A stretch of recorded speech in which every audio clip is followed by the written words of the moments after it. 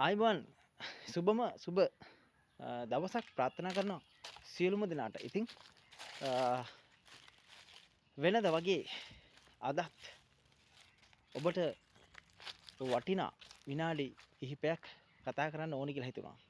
ඉතින් කාර්ය බහුල වෙලාවක වෙලාවත් කාර්ය බහුල වෙලාවක ජීවිතේ වටිනාම දේවල් අපිට හමුවන්නේ කලාතුරකින්. නේද? වටිනාම දේවල් වලට අපි තැන දෙන්නෙත් සමහරට පහුවෙලා හරි අපිට හිතනවා තැනක් දුන්නා නම් හොඳයි කියලා. ඉතින් ඒක නිසා වටිනා දේවල් මගේ අරගන්න එපා. වටිනා දේවල් වලට තැනක් දෙන්න අමතක කරන්නත් එපා ජීවිතේ. මම ඔබට කියන්නේ මේ කතාව තුළ ජීවිතේට වටිනාකමක් එක් කරන්න. මොනවද කරන්න ඕනි දේවල්. ඉතින් වෙනද වගේ අදත් මානසික සුවය මගේ channel එකත් එක්ක එකතු වෙලා එකතු වෙන්න ඉන්න ඔබ සියලු දෙනාටම ආරාධනා කරනවා.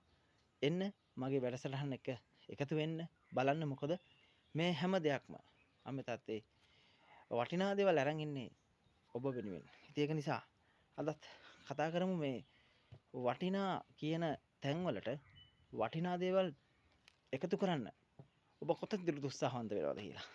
ජීවිතේ වටිනාකම මෙන්න මේ වගේ මිල කරන්න බෑ. ඒක නිසා අම්මේ තාත්තේ වටිනා දේවල් ගැන කතා කරනකොට මම ඔබට කියන්නේ මේ වටින්නේ ජීවිතේ. මොකද ගොඩාක් අපි බාහිර වටිනා දේවල් වලට අපේ හිත හුරු වුණාට මුලින්ම වටිනාකමක් දෙන්න ඔබට. ඒ කියන්නේ ඔබට වටිනාකම දෙනකොට අනිත් අයගේ වටිනාකම් ඉබේම ඇති වෙනවා. ඒ කියන්නේ ඔබට ඔබ වටිනාකමක් දෙන්නේ නැති තාක්කල් ඒක තව කෙනෙක්ට වටින්නේ නැහැ වගේ හැඟෙනවා. නේද?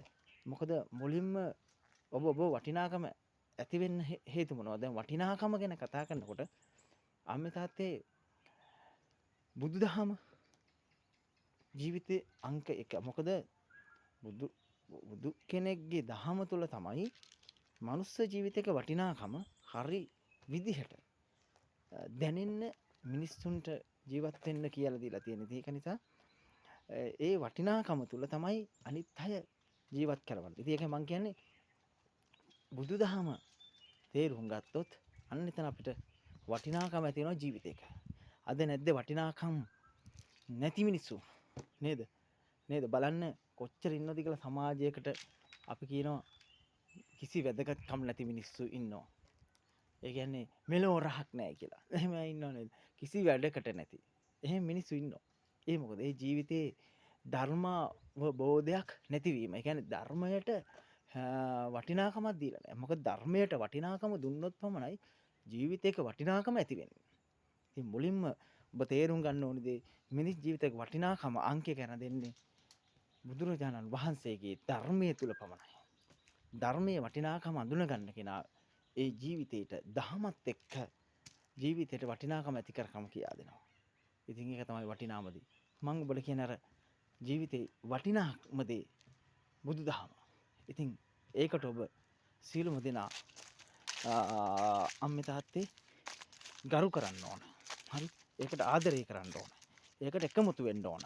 ඒතන තමයි ශක්තියක් ගොඩ නැගෙන්නේ. ඉතින් මම ඔබට කියන්නේ බුදුදහමේ ආශ්චර්ය මිනිස්සුන්ගේ ජීවිත අම්මේ තාත්තේ මාර විදියට වෙනස් කරනවා. ඉතින් මම කියක අද ධර්මයක් අහන්න නැති, ಗುಣධර්ම තේරෙන්නේ නැති නේද? අකාරුණික හිත් තියෙන මිනිස්සු කොට්ටාසයක් තුල අම්මේ තාත්තේ හරි අමාරුයි මේ ධර්මය බබලවන්න. හැබැයි ඒ බබලවනවා කියන්නේ මාර උත්සාහයක්. ඒක නිසා අර ජීවිතේට වටිනාකම් තියෙන මිනිස්සු මුණ ගැහුණාම තමයි අම්මේ තාත්තේ ඒ වටිනාකම් ධර්මයේ තුලින් දකින මිනිස්සු මේ සමාජය වෙනස් කරනවා. ඉතින් එහෙම අය ජීවිතේට හරි ආදරේ. ඒක නිසා මම කිව්වේ ගුණ ධර්ම වටිනාකම් ඇති වෙන්නේ ජීවිතේට වටිනාකම් ඇති වෙන්නේ බුදුරජාණන් වහන්සේගේ ධර්මයේ තුල පමණයි. අන්න ඒකට ඔබ හිත අරන් ඉන්න. ඒක හරි අවබෝධයෙන් තියාගන්න. දැනට මේ කරුණ ටික ඇති මගෙත් එක්ක ආදරෙන් අම්මේ තාත්තේ රැඳුණා අවුරුද්දක් පුරා. ගොඩක් පිං පැදිච්ච ඔබට මම හැම මොහොතකම ඔබේ ජීවිතය වෙනස් කරන්න සෑම තැනකම කතාවල් හරි ලස්සන්ට බුදු දහම තුළින් අරන් ආවා. අදත් එවැනි කතාවක් වෙනස් කරගන්න මගේ කතාව අම්මේ තාත්තේ සෑම මොහොතකම වටින්නේ ධර්මයේ තුල අවබෝධයෙන් යන කෙනාට පමණයි. ඉතින් ඒකයි ඔබ ධර්මයේ තුල අවබෝධයෙන් යන කෙනෙක් බව මා සිතනවා. එහෙනම් සමුගන්නම් හෙටත් නැවත වීඩියෝ එකෙන් හමුනතරු සියලු දෙනාටම බුදු සරණයි දෙවිපිටයි ගිහිල්ලා එන්න.